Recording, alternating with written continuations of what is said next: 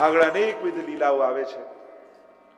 સુદર્શન ઉદ્ધારની કથા આવી, શંખચૂડની કથા આવી. પ્રભુએ ઉદ્ધાર કરીને ચૂડામણી લઈ લીધો. યુગલ ગીતની કથા આવી. વેણુ ગીત પુન યુગલ ગીત કી રસ બરખા બરખાઈ પ્રગટ ભય માર્ગ રીત દિખાઈ. જેમ વેણુ ગીત છે એમ યુગલ ગીત છે. જ્યારે ઠાકોરજી વનમાં ગૌચારણ કરવા માટે પધારે ત્યારે ગોપીઓને બે શક્તિ આપીને પરમાત્મા જાય છે, દૂરદર્શન અને દૂર શ્રવણ. વનમાં ઠાકોરજી જે જે લીલા કરે એ ગોપીઓને અહીંયા ઘરમાં દેખાય અને સંભળાય. જેમ વેણુ ગીત એ નિત્યની લીલા છે એમ યુગલ ગીત એ વર્ષોત્સવની લીલા છે. 13 શ્લોકમાં વેણુએ ગીતમાં ગોપીઓએ ગાન કર્યું. 13 શ્લોકમાં કાલાધિકો કૃષ્ણ, કાળ 12 છે, પ્રભુ તો એના કરતા અધિક છે. રાજભોગથી લઈ સંધ્યા આરતી સુધીનો સમય વેણુ ગીતનો સમય છે. એમ યુગલ ગીત એ 12 માસની લીલાનું વર્ણન છે. યુગલ 13 યુગલો છે ને 26 શ્લોક. કારણ કે એક મહિનામાં સુદ પક્ષ અને વદ પક્ષ 2 પક્ષ આવે એટલે 2 શ્લોક. નામ અને રૂપ પ્રભુ 2 સ્વરૂપે છે એટલે 2 શ્લોક એટલે યુગલ. યુગલ ગીતના અનેક અનેક ભાવ કયા છે. ઠાકોરજી અને સ્વામીજી યુગલ સુંદર વર્ણન ગોપીજનો ગાન કરતા કરે છે કે ઠાકોરજી જ્યારે વનમાં પધારે છે ત્યારે ડાબા ખભા ઉપર ડાબો ગાલ ઝુકાવી અધર પર વેણુ પધરાવી અને વેણુનો નાદ કરે છે. મહાપ્રભુજીએ સુંદર સુબોધનીજી આના પર લખ્યા છે. ડાબા ખભા પર ડાબો ગાલ ઝુકાવી ઠાકોરજી જ્યારે વેણુનાદ કરે ત્યારે 5 પ્રકારે વેણુનાદ કરે છે. ઉપર તરફ દ્રષ્ટિ કરી, નીચે દ્રષ્ટિ કરી, સામે દ્રષ્ટિ કરી, જમણી બાજુ દ્રષ્ટિ કરી, ડાબી બાજુ દ્રષ્ટિ કરી. અને જે બાજુ દ્રષ્ટિ હોય એના પરથી નક્કી થાય કે કોના માટે વેણુનાદ કરે છે. ઉપર જુએ તો દેવાંગનાઓને મૂર્છિત કરે, નીચે જુએ તો અચેતન સૃષ્ટિને મૂર્છિત કરે, સામે જુએ તો ભક્તો માટે, જમણી બાજુ સખાઓ માટે, ડાબી બાજુ ગોપીઓ માટે અનેક અનેક ભાવ બતાવે. નાદ એ તો પાત્ર છે અને નાદના પાત્રમાં સુધા પધરાવી અને ઠાકોરજી એ સુધાનું દાન પોતાના ભક્તોને કરે છે. 3 પ્રકારની સુધા પ્રભુ વહાવે છે: દેવ ભોગ્યા, ભગવત ભોગ્યા અને સર્વા ભોગ્યા. એમ 3 પ્રકારની સુધાનું દાન પરમાત્મા કરે છે. અનેકવિધ પ્રકારની લીલાઓના વર્ણન આ યુગલ ગીતની કથામાં કયા. આ હરણીઓને જુઓ એમ ગોપી કહે, અરે આ ગાયોને જુઓ, અરે આ વાદળોને જુઓ. આ વાદળો તો ઠાકોરજીના સખા છે.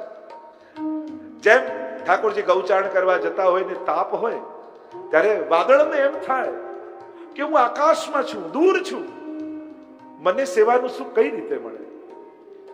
સેવા કરવાની ઈચ્છા હોય ને તમે ગમે ત્યાં હો ત્યાં મળી જાય.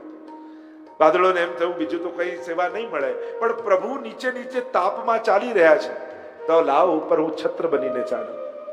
જેમ જેમ પ્રભુ જતા હોય ને તો ઉપર છત્ર બનીને એ વાદળ ચાલે અને ઉપર રહેલા વાદળને એવો તાપ થાય, આટલી દૂર છું અને પ્રભુ આટલી દૂર, કેમ મારો મેળાપ પ્રભુ સાથે થાય. એટલે એવો તાપ એને થાય કે આંખમાંથી આંસુ સરવા લાગે અને અશ્રુ બિંદુઓ પડી પડી ઠાકોરજી ઉપર પડે. પ્રભુને શીતલતા થાય. માનવ પાતાના હાથ લાંબા કરી કરી પ્રભુને પોતાનો સ્પર્શ કરે છે. મહાપ્રભુજી કહે, સમાનશીલ વ્યસનેસુ સખ્યમ. જેના શોખ અને સ્વભાવ જેના સરખા હોય ને એમાં સાખ્યતા થાય. આ બંનેના શોખ અને સ્વભાવ સરખા. બંનેનો સ્વભાવ કેવો? વર્ષે ત્યારે જુએ નહીં કે કોની ઉપર વરસી રહ્યા છે. એ દરિયો હોય, સરોવર હોય, નાળું હોય, ગમે ત્યાં વર્ષે. પ્રભુ પણ એવો છે. આમ યુગલ ગીતનું અદ્ભુત વર્ણન કર્યું છે. આગળ અરિષ્ટાસુર વધની કથા આવી. બળદના રૂપમાં આવ્યો. બળદ એટલે ધર્મ, અને ધર્મના રૂપમાં અધર્મ આવે તો પરમાત્મા એનો ઉદ્ધાર કરે છે. ઘણી વાર અધર્મ પણ ધર્મના કપડા પહેરીને આવી જાય. અને એટલે તો મહાપ્રભુજી કૃષ્ણાશ્રયમાં આપણને ચેત્યા કે સર્વ માર્ગેશુ નષ્ટેશુ કલૌ ચ કલધર્મિણી પાખંડ પ્રચુરે લોકે કૃષ્ણ એવ ગતિર્મમ. આ પાખંડ એવો કલયુગમાં ફેલાયેલો છે કે માણસે સાવધાન રહેવું. ધર્મના નામે કોઈ આપણને ન છેતરી જાય એની સાવધાની રાખે. આગળ ગોવાળના રૂપમાં આવ્યો વ્યોમાસુર, કેશી ઘોડાના રૂપમાં આવ્યો, એનો ઉદ્ધાર કર્યો છે. નારદજી ગયા કંસ પાસે અને કહેવા લાગ્યા, કંસ તારો વેરી બીજે ક્યાંય કોઈ નથી. આ નંદ બાબાનું બાળક છે ને, એ જ તારો શત્રુ છે. એ જ દેવકીજીનો 8મો ગર્ભ છે. કંસને આવ્યો ક્રોધ, હમણાં મારી નાખો. નારદજી કહે આટલા કામમાં ઉતાવળ નહીં કરવી. રોગે દર્પે ચ માને ચ દ્રોહે પાપે ચ કર્મણી અપ્રિય ચૈવ કર્તવ્ય ચીરકારી પ્રશસ્યતે. આટલા કામમાં માણસે ઉતાવળ નહીં કરવી જોઈએ. રોગે, રોગ થયો હોય ત્યારે ઉતાવળ ન કરાય. ડોક્ટર લખીને આપે કે 3 ટાઈમ 2 ગોળી લેજો. તમને એમ થાય કે આ શું 3 ટાઈમ લેવો, લાવો ને એક જ વાર ખાઈ જાવ તો કાયમ માટે સમાપ્ત થઈ જાય કે નહીં. રોગમાં ઉતાવળ ન થાય. દર્પે, અહંકારમાં હો ત્યારે ઉતાવળ નહીં કરવી. જયારે મનમાં મદ હોય ને, ઈગો હોય, ત્યારે કોઈ કામ કરવામાં ઉતાવળ નહીં કરવી, કારણ કે ખોટા નિર્ણય લેવાઈ જાય. રોગે દર્પે ચ માને ચ, જ્યારે માન મળતું હોય, સન્માન મળતું હોય, ત્યારે પણ ઉતાવળ નહીં કરો નિર્ણય લેવામાં. રોગે દર્પે ચ માને ચ દ્રોહે, કોઈનો દ્રોહ મનમાં આવ્યો હોય ત્યારે પણ નિર્ણય લેવામાં ઉતાવળ નહીં કરો, સમય આપો. દ્રોહે પાપે ચ કર્મણી, પાપ કરવાની ઈચ્છા થઈ હોય ત્યારે પણ ઉતાવળ ન કરો, કારણ કે ખોટો નિર્ણય લેવાઈ જશે. અપ્રિય ચૈવ કર્તવ્ય, જે કામ કરવામાં મન ન માનતું હોય એ કામ કરવામાં પણ ઉતાવળ નહીં કરે. ચીરકારી પ્રશસ્યતે, એવામાં ધૈર્ય શાંતિ રાખનારો માણસ સારો. ઘણીવાર માણસ સારો હોય પણ નિર્ણયો ખોટા લેવાઈ જાય. આવેશમાં માણસ ખોટા નિર્ણય લઈ લે. ઘણીવાર લોકો નથી કહેતા કે મારા મનમાં નતું, બોલાઈ ગયું. અરે મનમાં હતું એટલે જ બોલાય. વાત જ ખોટી છે કે મનમાં નતું ને બોલાઈ ગયું. માણસ બગાડે 2 મિનિટમાં અને 2 વર્ષ સુધારવામાં લાગે. ક્ષણોને જ સાચો, વર્ષોને સાચવવાના ન હોય, મહિનાઓને સાચવવાના ન હોય, દિવસોને સાચવવાના ન હોય, ક્ષણોને જ સાચવવાની. લમ્હોને કી ખતા ઓર સદીઓને સજા પાઈ. ઘણીવાર ક્ષણોમાં થયેલી ભૂલો માણસ વર્ષો સુધી ભોગવતો રહે. સાચવવાની ક્ષણો જ હોય. અને ક્રોધ આવે એનો ના નહીં, પણ નક્કી કરો, એને સીમિત કરો, એને મર્યાદામાં બાંધો. આપણા બધાની તકલીફ એ કે ધર્મને, પાઠને, કીર્તનને, સેવાને ટાઈમમાં બાંધી રાખી. આપણે તો સવારે 2 કલાક સેવા કરવાની, અને 2 કલાક થઈ જાય ત્યારે મંદિર એવું ટાઈટ બંધ કરે કે ક્યાંક ભગવાન બહાર ના આવી જાય. 2 કલાક પૂરો થતા જ પૂરું. અને ક્રોધ એ 24 કલાક કરવા, લોભ એ 24 કલાક, એને કોઈ ટાઈમિંગ નહીં. લોભ, ક્રોધ, ઈર્ષા, દ્વેષ આ બધાને કોઈ ટાઈમિંગ નહીં. પણ પાઠ, કીર્તન, સેવા, ધર્મ આ બધાને ટાઈમ. સવારે 2 કલાક કરવાનું એટલે કરવાનું. તો આ બધાને બાંધી રાખી. વાંધો નહીં, આ તમારા દુર્ગુણોને સીમાઓ આપી દો. જે છૂટા રાખ્યા છે ને એને ક્યાંક બોર્ડરમાં રાખો. ક્રોધ આવ્યો તો નક્કી કરો, જેના પર આવ્યો છે એના સિવાય બીજા ઉપર નહીં કરો. પહેલો નિયમ એ. કારણ તકલીફ શું, ગુસ્સો કોઈના પર આવ્યો એને ઉતારીએ ઘરે જઈને. આ કેવું? સૌથી પહેલા નક્કી કરો જેના પર ગુસ્સો આવ્યો એના સિવાય બીજા પર નહીં ઉતાર. બીજી વાત, જે જગ્યા પર ગુસ્સો આવ્યો એને બીજી જગ્યાએ નહીં લઈ જાઓ. જો ડ્રોઈંગ રૂમમાં આવ્યો હોય ગુસ્સો તો એને બેડરૂમમાં નહીં લઈ જવું, કિચનમાં નહીં લઈ જવું, ડાઇનિંગ રૂમમાં નહીં લઈ જવું. એને રૂમમાં, જે રૂમમાં ગુસ્સો આવ્યો એ રૂમમાં ખતમ કરીને નીકળવાનું.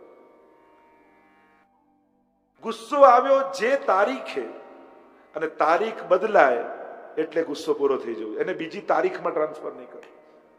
ઘણાને 1 તારીખે આવે ને છેક 30 તારીખ સુધી ચાલે. લાંબો ખેંચવાની જરૂર નથી. એને સીમાઓ આપી દો. એને સીમાઓ આપશો ને તો ગુસ્સો ભલે કરો પણ એને લિમિટેશન એની થઈ જશે. ક્યાંક બાંધો એને, અને બાંધશો નહીં ને છૂટા પાડશો, છૂટું ફેરવશો તો બધા પર ઉતરશે. ક્યાંક સીમાઓ જોઈએ, દુર્ભાવનાઓને, દુર્ગુણોને. એને ક્યાંક બોર્ડર આપો. તો અમુક કામમાં ઉતાવળ નહીં કરવી. માણસમાં ધૈર્ય અને ગાંભીર્ય હોવું જોઈએ. ઘણા લોકો પાછા એમ કે આપણા તો મનમાં આવે ને તો સીધું મોઢા પર કહી દઈએ, પાછળ વાત ના કરીએ. તો આ કઈ ગુણ નથી. સીધું મોઢા પર કહી દેવું એ કોઈ ગુણ નથી. એને પોતાની ખાસિયત નહીં માનવી, આ આપણી કમજોરી છે કે મનમાં રાખી નથી શકતા. એ કમજોર વ્યક્તિનું કામ કહેવાય. તમને કોઈ મોઢા પર કે ગમે છે તો તમે બીજાને મોઢા પર કહો તો ગમશે? વિચાર કર. હું તો ઘણીવાર એમ કહું કે પાછળ ભલે વાત કરજો, મોઢા પર ના કહેતા. ઘણા લોકો અમે મનમાં ના રાખી, મોઢા પર. અરે મનમાં રાખો, મોઢા પર નાખો. કે મનમાં રાખશો ને તો એક માણસ દુખી થશે, મોઢા પર કહેશો તો આખું કુટુંબ દુખી થશે. એટલે સીધું મોઢા પર કહેવા કરતા આપણે સહી લેવામાં આપણે એક દુઃખી થઈએ, કહી દેવામાં કેટલા લોકો દુઃખી થાય. એટલે આટલા દુઃખી થાય કરતા એક દુઃખી થાય સારું.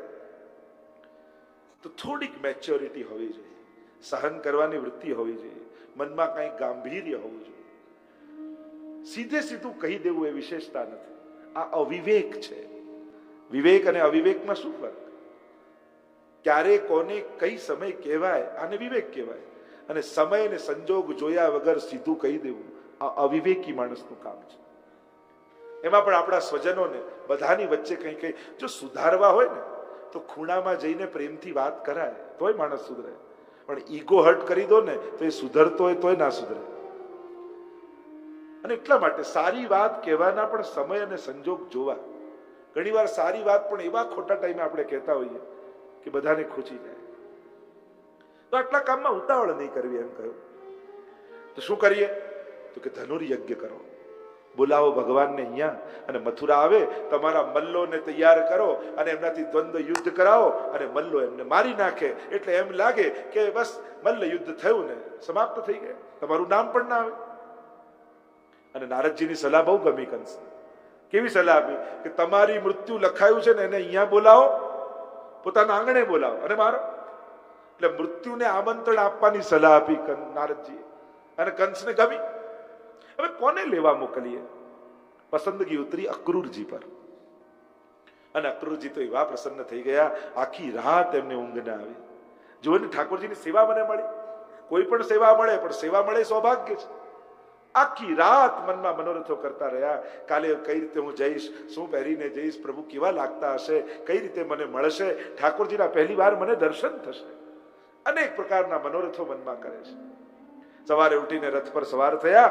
અક્રૂરજીનો રથ ચાલ્યો અને ગડગડ ગડગડ કરતો રથ આવ્યો વ્રજમાં.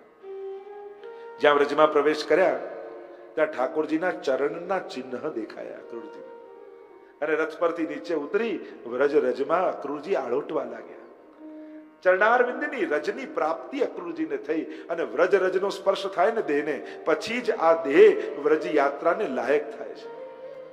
વ્રજની મહત્તા વ્રજ રજથી છે.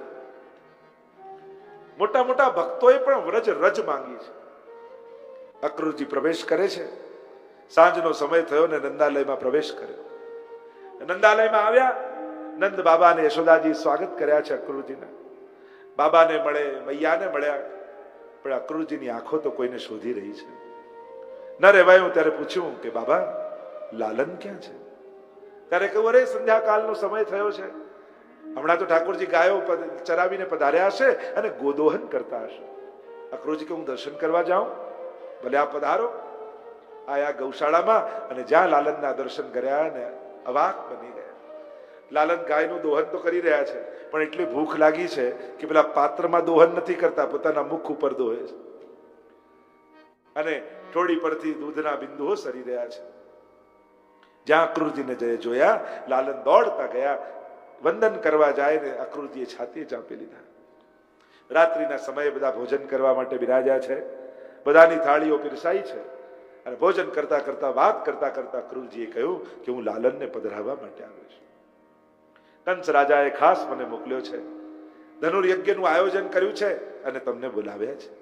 લાલન તો પ્રસન્ન થઈ ગયા. હા, અમારે ઘણા દિવસથી મથુરા નગરી જોવાની ઈચ્છા મનમાં હતી, અને અમે મથુરા નગરી જોવા જઈશું. બાબાને આગ્રહ કરવા લાગ્યા, બાબા મને જવા દો. બાબા કહે ઠીક છે, જલ્દી પાછા આવજો. બાબા તો માની ગયા, પણ જ્યાં મૈયાના મુખ સામે જોયું અને માએ મુખ ફેરવી લીધું. મૈયાની આગળ જીદ કરવા લાગ્યા લાલન, મૈયા મને જવા દે મથુરા, મારે મથુરા નગરી જોવું છે, ઘણા દિવસથી મનમાં ઈચ્છા છે. મૈયા માનતી નથી કે લાલન એકે દિવસ તને એકલો મોકલ્યો નથી, એકલો રાખ્યો નથી, હું તને ન જવા દઉં. લાલન જીદે ચડ્યા છે, માં મને જવા દે, માં હું જલ્દી પાછો આવીશ, હઠાગ્રહ કરે છે. મૈયા વારે ઘડીએ ના પાડે છે, અને મૈયા કેમે કરીને હા પાડતા નથી. ત્યારે લાલને કહ્યું કે માં તને મારી સોગંદ છે, મને ન જવા દે. મૈયા કહેવા લાગી, જાવા એમાં વાંધો નથી, પણ ક્યાંક દિલના ખૂણે એમ લાગે છે કે એક વાર તું વ્રત છોડીને જઈશ ને તો પછી પાછો નહીં આવે. કેમ કરીને તને જવા દઉં? લાલને આપી છે સોગંદ. મૈયાએ કહ્યું ઠીક છે લાલન, જાઓ પણ જલ્દી પાછા આવજો. અને એટલામાં આ વાત તો આખા વ્રજમાં વ્યાપી ગઈ કે અક્રૂરજી આવ્યા છે અને કાલે પ્રભુ વ્રત છોડીને મથુરા જઈ રહ્યા છે. સવાર થતા તો ગોપીઓના ટોળા ને ટોળા નંદાલયના ચોકમાં ભરાયા છે. નહીં જવા દઈએ અમારા પ્રભુને. રથની આગળ સૂઈ ગયા છે ગોપીઓ. અક્રૂર, તું તો ક્રૂર છું, અમારા આત્મા અમારા પ્રાણને લઈ જઈ રહ્યો છું. તારે જવું હોય તો અમારી શરીરની ઉપર રથ ચલાવીને લઈ જા, બાકી પ્રભુને અમે નહીં જવા દઈએ. પ્રભુ બધાને સમજાવે છે, મૈયાને સમજાવ્યા, સખાઓને સમજાવ્યા, ગોપીઓને સમજાવ્યા, હું જલ્દી પાછો આવીશ. અક્રૂરજી સાથે રથ ઉપર વિરાજમાન થયા છે. અક્રૂરજીએ રથની લગામ ખેંચીને ગડગડ ગડગડ કરતો રથ આગળ વધવા લાગ્યો. દૂર દૂર જતા પ્રભુને ગોપીઓ ઊંચી થઈ થઈને જુએ છે. ધ્વજની છેલ્લે ધ્વજા દેખાય છે રથની, અને ગોપીઓ ઊંચી થઈને પ્રભુ જલ્દી પધારજો, પ્રભુ વહેલા પધારજો, આપના વગર બ્રજ સૂનું થઈ જશે. પ્રલાપ કરતા કરતા પ્રભુને રવાના કર્યા છે અને પ્રભુનો રથ મથુરા પહોંચ્યો છે. મથુરા આવ્યા અક્રૂરજીએ કહ્યું, પ્રભુ મારા ઘરે પધારો. ઠાકોરજી કહે, અમે તો મથુરા નગરી જોવા માટે આવ્યા છે. એટલામાં સખાઓ આવી ગયા અને સખાઓની સાથે પ્રભુ મથુરા નગરી જોવા માટે પધાર્યા છે. મથુરા નગર કી ડગર મેં ચલ્યો જાત પાયો હરિહીરા. અને મથુરા વાસીઓને ખબર પડી, અરે આ તો એ જ કૃષ્ણ પધાર્યા જેને આટલા આટલા અસુરોને માર્યા છે, જે દેવકીજીના 8મું બાળક છે. બધા ઝરૂખામાં આવી ગયા, કોઈ ઓટલા પર આવી ગયા. જ્યાં જ્યાં પ્રભુ પધારે ત્યાં પુષ્પની વર્ષા કરે છે. સખાઓ કહેવા લાગ્યા, લાલન, આપણે મથુરા નગરી જોવા તો આવ્યા, પણ આવા વસ્ત્રો ગામના પહેરી અને આવા નગરમાં કેમ જવાય? થોડા કંઈક સારા વસ્ત્રો મળી જાય તો સારું. એટલામાં કંસનો ધોબી ત્યાંથી નીકળ્યો. પ્રભુએ રોક્યો, ઉભો રે, આ કપડા તું અમને આપીશ પહેરવા માટે? અને કંસનો ધોબી કંસ થયો. અરે તમે ગામડામાં રહેનારા ક્યારે આવા કપડા જોયા છે ખરા? જાઓ જાઓ, નહીં મળે. પ્રભુ સમજી ગયા, આ ધોબી તો પેલો રામા અવતાર વાળો જ છે, જેને સીતાજીને વનવાસ કરાવ્યો હતો. એક થપાટ મારી એનો ઉદ્ધાર થઈ ગયો. પોટલું ખોલ્યું અને કંસના કપડા, એક એક કપડા કાઢે, પજામો કાઢ્યો, લાગ્યું કે લાલા આ તો લાગે છે કોઈ મંડપનો દરવાજો છે. કંસનો કપડા બધા, એક જબ્બામાં 4-5 સખાઓ ઘૂસી ગયા. ઠાકોરજી કહે, અરે તમે વ્રજના રહેનારા, તમને ખબર નથી, આને કપડા ઠીક કરાવીએ. સામે એક દરજી બેઠો હતો. દરજી પાસે આવીને કહ્યું કે તું અમને વસ્ત્ર ઠીક કરી આપીશ? દરજી કે કરી તો આપો, બદલામાં શું આપશો? ઠાકોરજી કે તારે શું જોઈએ છે? તો કે મને સારૂપ્ય મુક્તિ આપો. એક વાર જેને વસ્ત્ર સેવા કરી એને પ્રભુએ સારૂપ્ય મુક્તિ આપી, તો જે નિત નવીન વાઘા બનાવીને ઠાકોરજીને ધરે, ઠાકોરજી એને શું નહીં આપે? સારૂપ્ય મુક્તિનું દાન આપ્યું એક વારની વસ્ત્ર સેવામાં. હવે કપડા માપના થઈ ગયા, કપડા બરાબર પહેર્યા. હવે લાલન હવે બરાબર સુંદર લાગે છે, પણ કહ્યું કે આમાં માળા કંઈક મળે તો સુંદર લાગે. એટલામાં સુદામા નામનો માળી સામેથી આવે. કહ્યું તું અમને માલા આપીશ? ભલે ધારણ કરો, બદલામાં શું આપશું? તારે શું જોઈએ? કે ભક્તોમાં અનન્ય ભક્તિ જોઈએ. એક વાર માળાજીની સેવા કરી, અનન્ય ભક્તિનું દાન કર્યું. જે રોજ નવીન ફૂલોની માળા ઠાકોરજીને ધરાવે, પ્રભુ એને પરમ ભક્તિનું દાન કરે છે. હવેલીમાં જુઓ તો બધા મોઢામાં કપડું બાંધી કેવી માલાજીઓ સિદ્ધ કરતા હોય. એમ લાગે જાણે ઠાકોરજીના નિકુંજના વ્રજભક્તો અહીંયા આવીને બેઠા છે. કારણ કે ફૂલની માળા એ તો વ્રજભક્તોનું સ્વરૂપ છે. અને જ્યારે તમે માળા બનાવી ઠાકોરજીના કંઠમાં ધરાવો ને, ત્યારે તમને વ્રજભક્તોના આશીર્વાદ મળે છે કે તે અમારો ભગવત સંયોગ કરાવ્યો, તો જા, અમને જેવું સુખ મળ્યું એવું સુખ તને પણ મળે. એ માળાજીનું ફળ કહેવામાં આવે છે. વસ્ત્રો મળ્યા, માળા મળી, હવે થયું કે થોડું ચંદન મળી જાય તો સારું. એટલામાં ત્રિવક્રા કુબજા બંને હાથમાં ચંદનના કટોરા લઈને આવી, વાંકી ચૂકી ચાલતી ચાલતી આવે અને પ્રભુએ કહ્યું, સુંદરી તું અમને ચંદન આપીશ? કુબજા કહે, બોલ્યું છે કરી બતાવો તો હમણાં આપું. આપે કહ્યું, સુંદરી તો કરી બતાવો. પ્રભુએ પગથી પગ દબાવ્યો, થોડી લીધી હાથમાં અને જ્યાં ખેંચી ત્યાં સર્વાંગ સુંદરી બની. અને સર્વાંગ સુંદરી બની પ્રભુને કહ્યું કે મારો મનોરથ પૂરો કરો. ઠાકોરજી કે હું તો આ કંસનો ઉદ્ધાર કરવા આવ્યો છું. અને જ્યાં બીજા દિવસે રંગમંડપ બધો તૈયાર કરવામાં આવ્યો છે, ધનુ યજ્ઞમાં મલ્લોને તૈયાર કર્યા, સલ તોષલ કૂટ ચાણુર મુષ્ટિક બધા જ તૈયાર છે. આવતા જ કૃષ્ણ દાઉજીને રેસી નાખવા એના માટેની બધી તૈયારીઓ રાખી છે. અને હવે કૃષ્ણ દાઉજી પ્રવેશ કરે છે રંગમંડપમાં, અને દ્વાર પર જ કુલિયાપીડ હાથી ઉભો છે ભગવાનને મારવા માટે. ભગવાનને સૂંઢથી પકડ્યો હાથીને, ગોળ ગોળ ફેરવીને ફેંક્યો. કુલિયાપીડનો ઉદ્ધાર થયો છે. અને હવે તો દાઉજી ને કૃષ્ણ રંગ મંડપમાં પ્રવેશ કરે છે. આખા મથુરા વાસીઓ ત્યાં આવીને બિરાજમાન છે. જેનો જેવો ભાવ એવા પરમાત્માના દર્શન એને થઈ રહ્યા છે. મલ્લા નામ શનિ નુણામ બરો શ્રી નામ સ્મરો મૂર્તિમાન ગોપા નામ સ્વજનો ક્ષતામ ક્ષિતિભુજામ શાસ્તા પિત્રો શિશુ. નવ રસોના દાન પરમાત્માએ અનુભવ કરાવ્યા મથુરાવાસીઓ.